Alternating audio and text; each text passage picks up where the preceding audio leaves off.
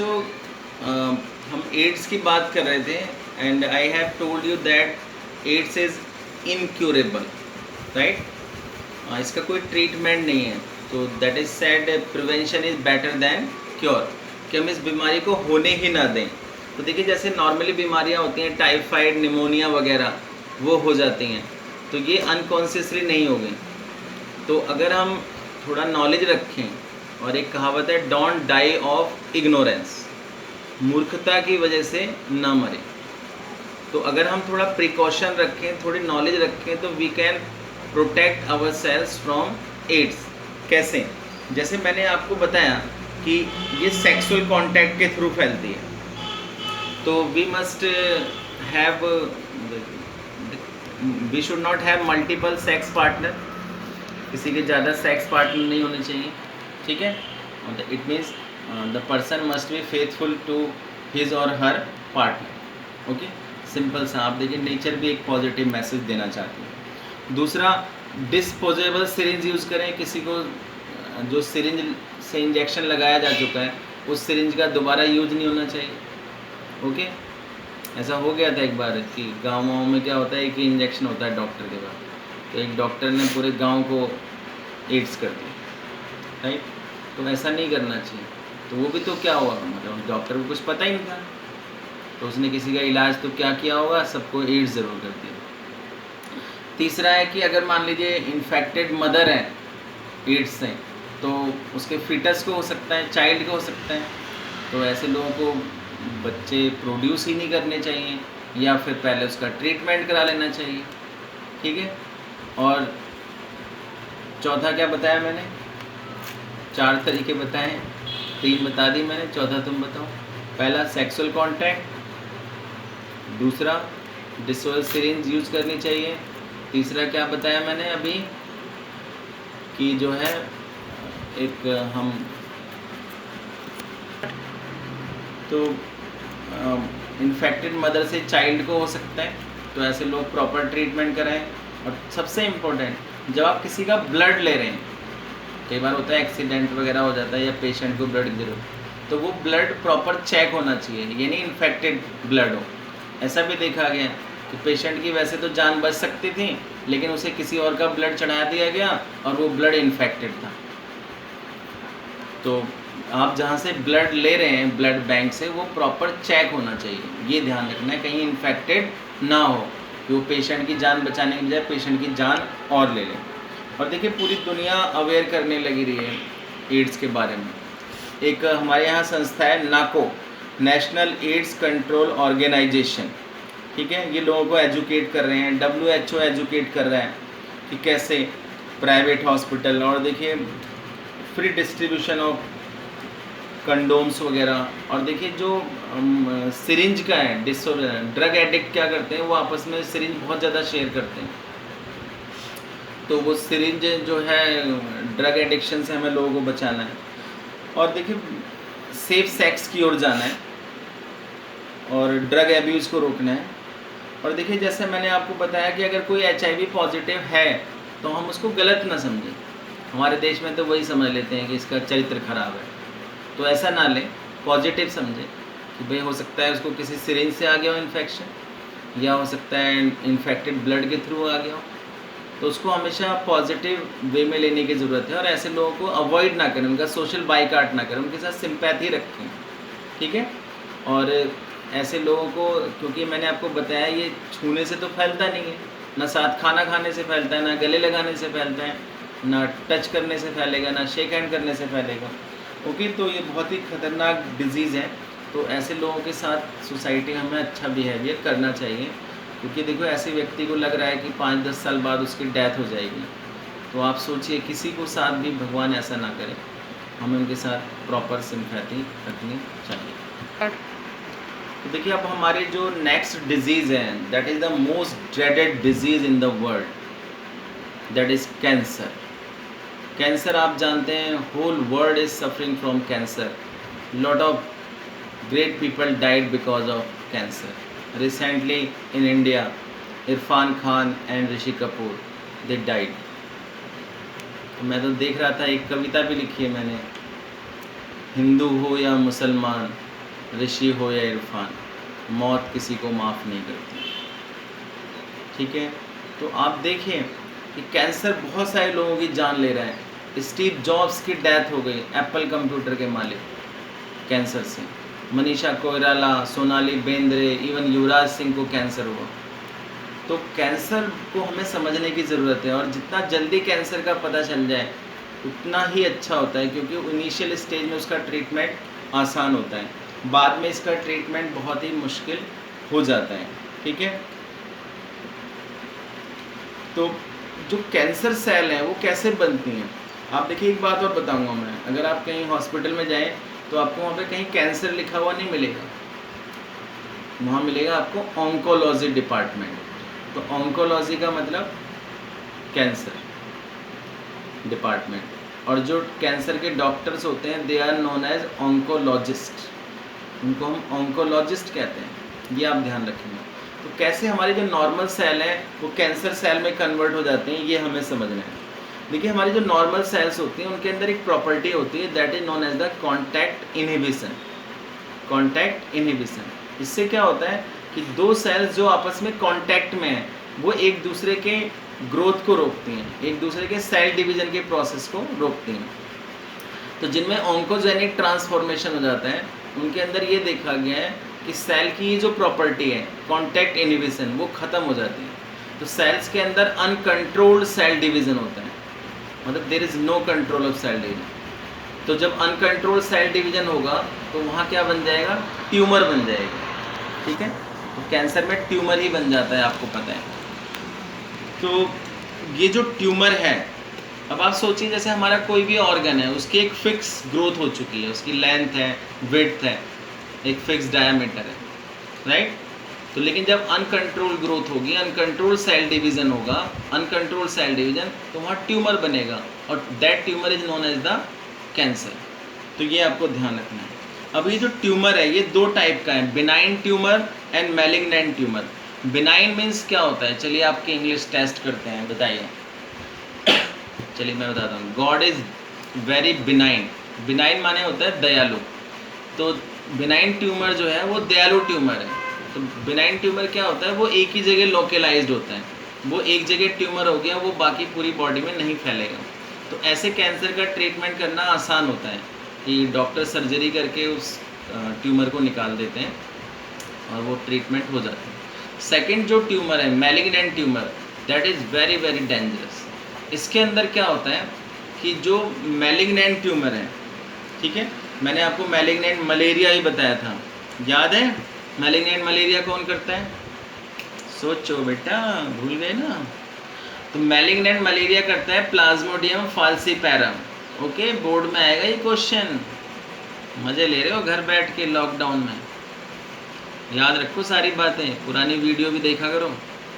तो जो malignant tumour है इसकी जो सेल्स होती हैं वो सेल्स प्रोलिफरेटिंग सेल्स होती हैं, उनको हम नियोप्लास्टिक और ट्यूमर सेल्स कहते हैं।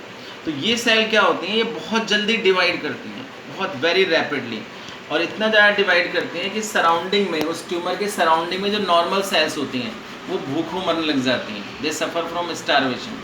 और इसकी जो सेल्स होती हैं वो ब्रेक होकर ब्लड के थ्रू पूरी बॉडी में फैल जाती हैं मैलिग्नेंट ट्यूमर के। अब वो जो सेल्स ब्रेक होकर ब्लड के थ्रू पूरी बॉडी में फैल गई, तो जहाँ भी जाकर वो ठहरेंगे वहीं पर एक नया ट्यूमर बना देंगे। इसका मतलब मैलिग्नेंट ट्यूमर में बॉडी में एक जगह नहीं, पूरी बॉडी में कई जगह ट्यूमर बनेंगे। अब आप सोचिए, अगर बॉडी के अंदर 100 ट्यूमर बन गए तो आप कहाँ से ट्यूमर निकालोगे, कहाँ के सर्जरी कराओगे। So that's why this is very dangerous. और ये जो प्रॉपर्टी है कि wherever they get lost in the body they start a new tumour there, इस प्रॉपर्टी को हम कहते हैं मेटास्टेसिस। क्या कहेंगे, मेटास्टेसिस। तो ये जो मोस्ट फियर्ड प्रॉपर्टी है मैलिग्नेंट ट्यूमर की। अब देखिए हमारा टॉपिक है कॉजेज ऑफ कैंसर, कैंसर के क्या कारण हैं। तो इसके फिजिकल, बायोलॉजिकल और केमिकल तीनों कॉज हो सकते हैं, फिजिकल, बायोलॉजिकल एंड केमिकल। तो हम बात कर रहे थे कॉजेज ऑफ कैंसर, तो इसके फिजिकल, बायोलॉजिकल और केमिकल।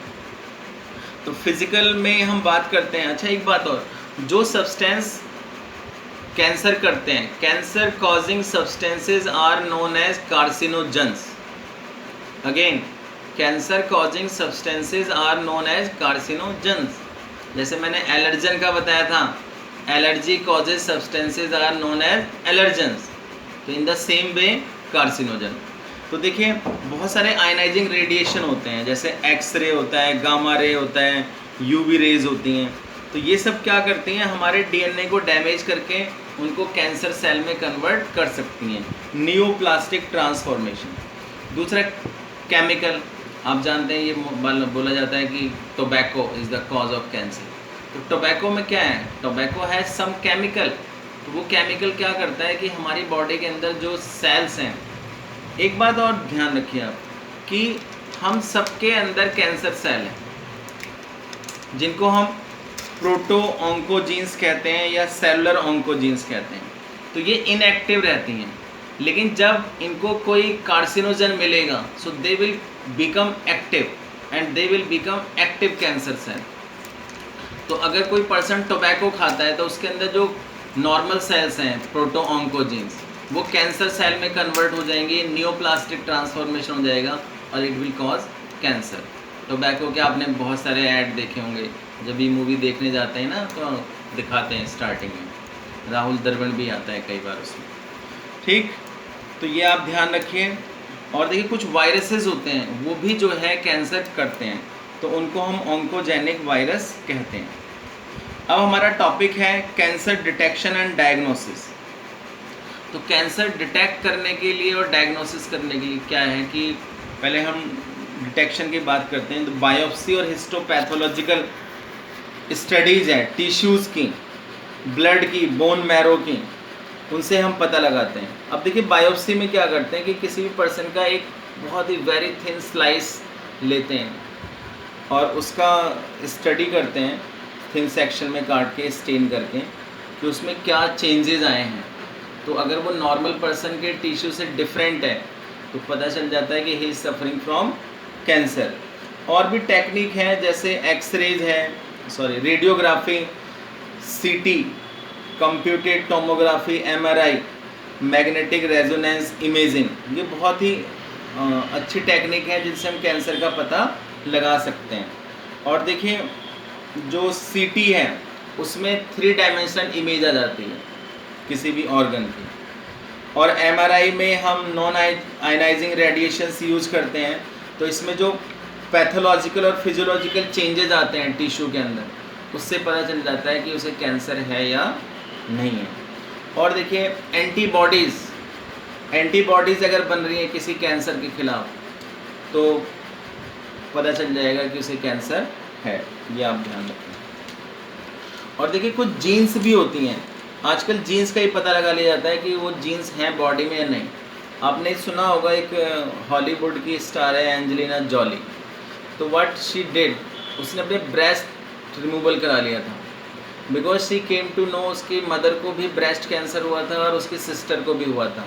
तो उसने टेस्ट कराया तो डॉक्टर्स जो होते हैं, जेनेटिस्ट होते हैं, उन्होंने बताया कि in future she might suffer from breast cancer, क्योंकि उसके अंदर कैंसर के जीन्स थे। तो उसने एडवांस में ही जब वो फिट थी she got remove her breast. तो बहुत ज़्यादा ये मीडिया में इशू आया था। तो आप देखिए हमें कार्सिनोजन से बचना चाहिए, we must avoid tobacco. Tobacco से तो बच ही सकते हैं, बट व्हाट आई वंडर कि lot of people they are smoking, they are chewing, और आजकल तो बड़ा अच्छा चल रहा है हुक्का बार, आप सब भी जाते होंगे, ठीक है। तो मैं सब नहीं जाते लेकिन कुछ तो जानते ही होंगे, हुक्का बार में जाते हैं यूथ। तो आप सोचिए व्हाट इज़ मॉडर्नाइजेशन, मॉडर्नाइजेशन के नाम पर हम जा रहे हैं रेस्टोरेंट में, वहाँ हुक्का पी रहे हैं। अरे भाई अपने आप को बचाइए, स्मोकिंग नहीं करना चाहिए। टोबैको मतलब never ever take tobacco in any form, otherwise you may suffer from cancer, ठीक है। लेकिन पढ़ने का मतलब ये नहीं है कि केवल हम मार्क्स ले आए एग्ज़ाम के अंदर, बहुत अच्छी हमें नॉलेज है। अरे प्रैक्टिकली हम लाइफ में क्या कर रहे हैं, सपोज कि हमने एड्स के बारे में बहुत ज़्यादा नॉलेज ली लेकिन हमने एड्स से अपने आप को बचा नहीं पाए, तो what's the use of such kind of knowledge. That is rubbish. Cancer के बारे में आप बहुत नॉलेज ले ली और फिर भी आप तंबाकू चबाए जा रहे हैं, हुक्का पिए जा रहे हैं, स्मोकिंग किए जा रहे हैं। अरे तो यू आर स्टूपिड। मैं नहीं समझता ऐसे लोग नॉलेजेबल हैं। Sometime I see even doctors are smoking. तो ट्रीटमेंट क्या है कैंसर का? तो देखिए इसका ट्रीटमेंट ये है कि सर्जरी, रेडिएशन थेरेपी और इम्यूनोथेरेपी, ये तीनों ही ट्रीटमेंट हैं। तीनों को मिलाकर ट्रीटमेंट किया जाता है। आपने देखा होगा कि लोगों का ट्रीटमेंट होता है तो पहले सर्जरी होती है, फिर वहाँ वो कीमोथेरेपी होती है, ठीक है। और इसके बारे में आप नॉलेज लेंगे, पढ़िए, हमारी बुक में ज़्यादा नहीं दिया हुआ है। और कुछ मेडिसिन भी दी जाती हैं। तो तीनों चीज़ें यूज़ होंगी, सर्जरी भी होगी, रेडियोथेरेपी भी होगी, और मीन्स रेडिएशन थेरेपी और मेडिसिन, केमिकल थेरेपी भी होगी। क्लियर? तो इसमें क्या करना है हमें, आप देखते हैं कि इसका बहुत साइड इफ़ेक्ट भी आते हैं कि जिन लोगों का वो हुआ है ट्रीटमेंट कैंसर का, उनके हेयर लॉस हो जाते हैं। आपने देखा था युवराज सिंह गंजा हो गया था, इवन सोनाली बेंद्रे के सारे बाल चले गए, एनीमिया हो जाता है। ये इसकी साइड इफ़ेक्ट है, लेकिन कोई और ऑप्शन भी नहीं है। ओके। और एक बात और है कि हमारा जो, अगर हमें कोई कैंसर का इन्फेक्शन होता है तो हमारा जो इम्यून सिस्टम है वो सारे इन्फेक्शन को तो पहचान लेते हैं कि हमारी बॉडी में कोई इन्फेक्शन आ गया, लेकिन हमारा इम्यून सिस्टम कैंसर को पहचान नहीं पाता। इसलिए क्या होता है कि कई बार हम पेशेंट्स को कुछ मेडिसिन देते हैं, अल्फ़ा इंटरफेरोन। तो ये जो अल्फ़ा इंटरफेरोन है ये हमारे इम्यून सिस्टम को एक्टिव कर देता है और जो हमारे अंदर कैंसर का ट्यूमर होता है उसको ख़त्म करने में हेल्प करता है। तो बेटा मेरी आप सबको एक एडवाइस है और एक रिक्वेस्ट है कि आप ना कैंसर के बारे में ज़्यादा से ज़्यादा पढ़ें, एड्स के बारे में पढ़ें और डिफरेंट डिजीज़ के बारे में पढ़ें और लोगों को अवेयर करिए कि हाउ दे कैन। आज लोगों में देखता हूँ, क्योंकि अगर एक बीमारी हो जाती है घर में, ऋषि कपूर और इरफान खान तो रिच लोग थे, वरना अगर किसी गरीब को कैंसर हो जाए ना तो पूरी फैमिली ही बर्बाद हो जाती है। ठीक है, चला 30-40 लाख रुपए लगाने के बावजूद घर ज़मीन सब बिक जाती है, लेकिन उसके बावजूद भी ज़िंदगी नहीं बचती है और जो ज़िंदा रह जाते हैं वो भी बर्बाद हो जाते हैं। इसलिए आप पढ़िए ही मत, लोगों को अवेयर भी करिए, और जैसे कोरोना है उसमें भी लोगों को आप गाइड कर सकते हैं, हेल्प कर सकते हैं। That's all.